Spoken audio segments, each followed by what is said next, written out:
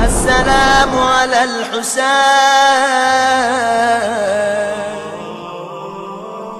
آسمان کو دیکھ کے یاد دلاتا ہے ابو سمامہ، مولا وقت نماز آ گیا، یہ نماز بھی آپ کے پیچھے پڑھنے کا دل چاہ رہا. جعلک اللہ من المصلین. یہی ہمارا مسئلہ ہے کہ ہمیں ان چیزوں کی حقیقت نہیں پتا. جب چیزوں کی حقیقت پتا ہوتی ہے تو نہ صرف یہ کہ مزہ آتا ہے بلکہ نیچر بدل جاتی ہے، آدمی کی نیچر بدل جاتی ہے. ہر ماں اپنی اولاد کی حفاظت کی تمنا کرے گی. کربلا کی ہر ماں کو یہ فکر ہے پہلے میرا بیٹا مارا جائے. پہلے کی فکر ماں کو کب ہوتی ہے؟ جب کوئی دنیاوی ترقی اور کامیابی کی بات ہو. امتحان دیا ہے مولانا، دعا کرے ہمارے بیٹے کے نمبر سب سے اچھے آئے. جاب کے لیے اپلائی کیا مولانا، اپلائی 500 نے کیا، دعا کرے ہمارے بیٹے کی اپلیکیشن منظور ہو جائے. امیگریشن کے لیے درخواست دی ہے مولانا، خاص دعا کریں یہ ہمارے بیٹے کا کام سب سے پہلے ہو جائے. ارے 20,000 آدمی کیوں میں لگے، نہیں والا سب سے پہلے. یہ نیچر ہے ماں کا. مولانا فلاں علاقے میں وہ بیماری پھیلی ہوئی، وہ دعا کرے اللہ ہمارے بچے کو بچا لے. تو جو مر رہے ہیں وہ بھی تو کسی کے بچے ہیں، نہیں ہمارا بچہ سلامت رہے. یہ ماں کا نیچر جو اللہ نے رکھا ہے، جس کو ممتا کہتی. اور اللہ اس جذبے کا احترام بھی کرتا ہے. لفظ میں بہت خطرناک استعمال کر گئے، اس کی تشریح کسی اور موقع پر جب میں یہ بتاؤں گا کہ حج اور عمرے میں خالی خانہ کعبہ کا طواف نہیں کروایا جاتا، جناب حاجرہ کی قبر کا بھی طواف کیا جاتا ہے. ایک ماں یہاں پہ دفن. لیکن جب حقیقت دین معلوم ہو جائے اور اللہ خوش ہو، اس کی حقیقت معلوم ہو، تو ہر ماں یہ کہے کہ مولا دعا کرے سب سے پہلا لاشا میرے بیٹے کا آ جائے.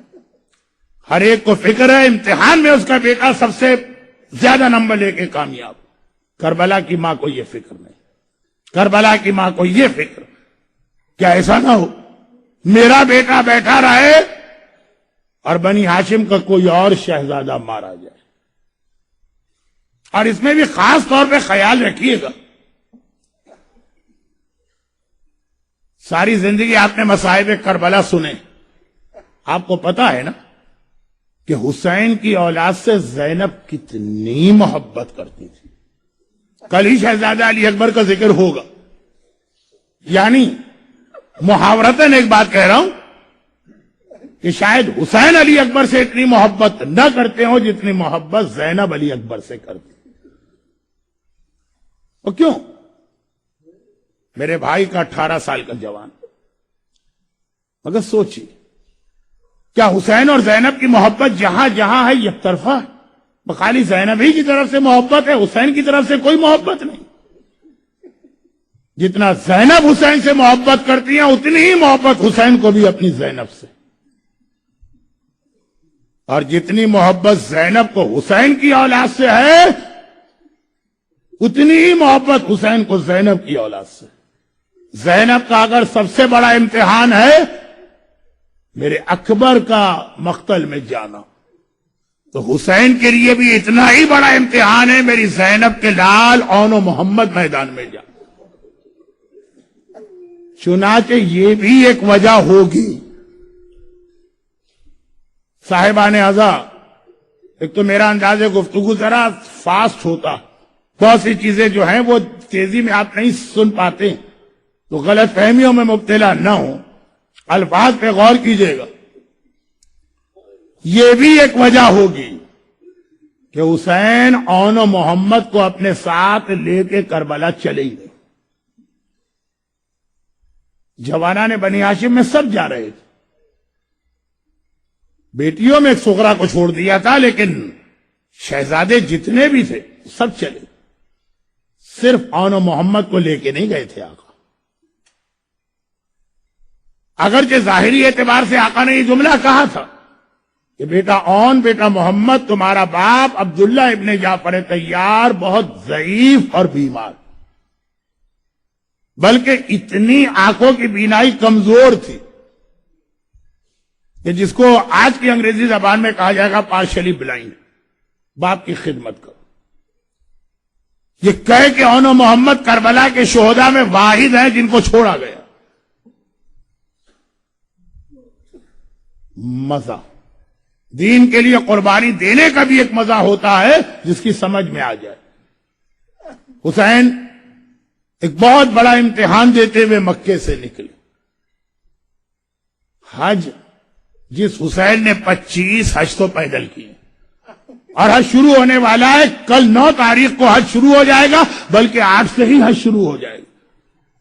اور 26واں حج حسین کا ہے. صرف ایک دن کیا چند گھنٹے باقی بچتے ہیں اور حسین کو اپنا حج قربان کرنا پڑ رہا.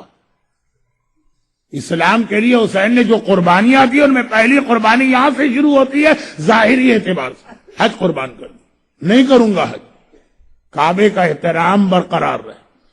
مجھے تو مرنا ہی ہے، یہ لوگ تو مجھے شہید کریں گے، لیکن احترام ہے کعبہ. لیکن حسین کو کتنا قلق اور دکھ تھا کعبہ چھوڑنے کا. یہ روایت کا جملہ ہے کہ حسین کی سواری جب مکے سے چلی تو سواری آگے جا رہی، حسین آگے دیکھ ہی نہیں رہے. حسین گردن کو گھما کے پیچھے دیکھ رہے جب تک کعبے کی ایک جھلک بھی نظر آتی رہے. میرے مظلوم آقا نے آگے دیکھا ہی نہیں، کعبے پہ نگاہ جمی. ساری کائنات حسین کے چہرے کی زیارت کو اپنی سعادت سمجھتی اور میرا آقا آخری لمحے تک کعبے کی جھلک دیکھتا رہا. جب کعبہ نظر آنا بند ہوا اب یہ قافلہ چلا، لیکن ابھی پہلی منزل پر پہنچا تھا، بلکہ منزل بھی نہیں، ابھی مقام تنعیم پر پہنچا تھا، جہاں وہ مسجد عائشہ یا مسجد عمرہ ہے. وہ جگہ کتنی 7 کلومیٹر دور ہوگی حرم سے. 7 کلومیٹر پہ قافلے کبھی نہیں رکتے، لیکن وہاں پہ یہ قافلہ پہنچا. حسین نے آواز دی عباس. حسینی قافلے کا سارا انتظام عباس کے پاس. عباس قافلے کو روک دو، ہمیں یہاں قیام کرنا، میرا خیمہ لگا. عباس تو حسین کے اشارے پہ حرکت کرتے ہیں کہ مولا خیمہ لگ گیا. لیکن یہ بتائیے کہ ساری سواریاں بٹھائی جائیں، سیدانیوں کے بھی خیمے لگا جائے گا؟ نہیں، تھوڑی دیر کا صرف میرا قیام. اور عباس اب جاؤ باہر، میرا مہمان آ رہا ہے، اس کا استقبال کر کے لاؤ. عباس حسین کے خیمے سے باہر نکلے تو کیا دیکھا؟ مہمان کون؟ عباس کے اپنے بہنوئی زینب کبریٰ کے شوہر، جعفر طیار کے بڑے بیٹے عبداللہ ابن جعفر طیار اس حالت میں آ رہے ہیں کہ اون و محمد کو اپنے ساتھ لا رہے، ان کے سہارے سواری پہ بیٹھے، سیدھے حسین کے خیمے میں آئے. عباس نے استقبال کیا، سلام کیا، بہنوئی کو لے کر. بہنوئی بھی کون؟ بہنوئی زینب کا شوہر. مولا علی نے جب زینب کی شادی کا ارادہ کیا تھا تو جس کو بطور شوہر منتخب کیا وہ کتنا افضل ہوگا. عبداللہ کو آگے لے کے آئے، حسین کے آقا کے خیمے میں لائے. عبداللہ نے حسین کو دیکھا، حسین سے عمر میں کافی بڑے. ایک مرتبہ دیکھا اور کہا کہ حسین میں رشتے میں بھی تجھ سے بڑا ہوں، میں عمر میں بھی تجھ سے بڑا ہوں. اگر میرے اختیار میں ہوتا تو تیری پیشانی کے بال پکڑ کے تجھے روک دیتا، تجھے کوفہ تو کم از کم نہ جانے دیتا.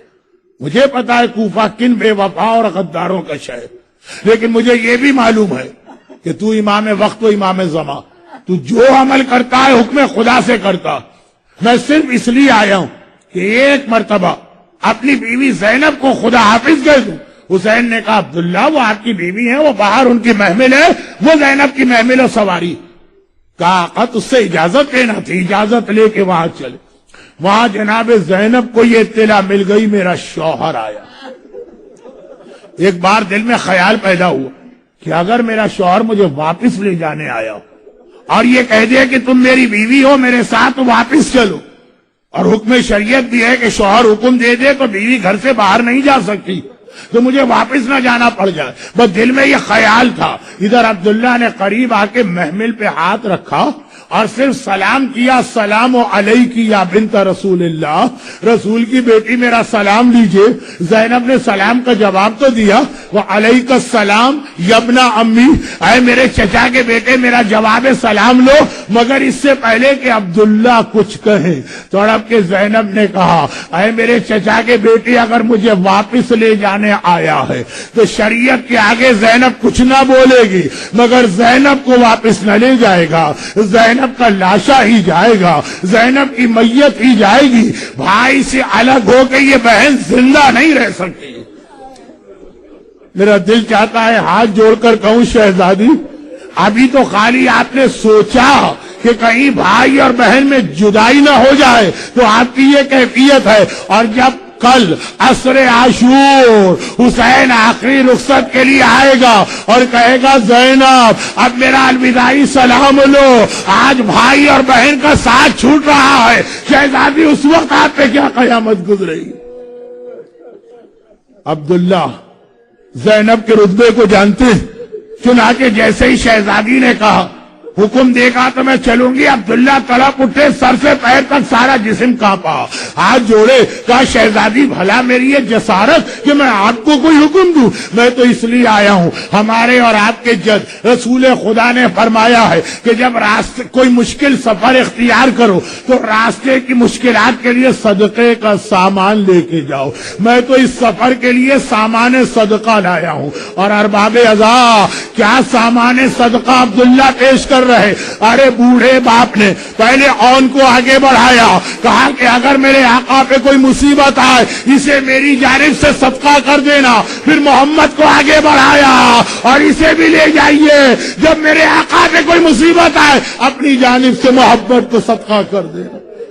اون و محمد کو بوڑھا باپ سامان صدقہ بنا کے لا رہا ہے، اور واقعاً ماں نے بھی ہمیشہ اون و محمد کو صدقے کا سامان ہی سمجھا۔